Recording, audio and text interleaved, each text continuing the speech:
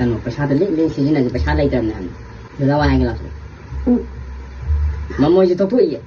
Nang nungai ni, nang mau tu pergi nungai ni. Wah kelas. Ni wah kelas. Sila. Pasada tu nanti. How kalau wah kelas?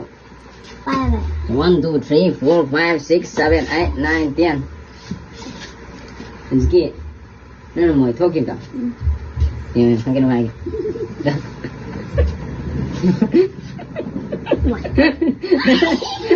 Anh được chưa? Anh sao anh lấy cái đâu ạ?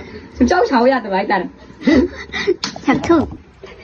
Sao nó tí thì là cái hai rồi. Nó mà cháu ra thì mà anh ngon thì nung xì mà lùi để mà sao thì thum rồi.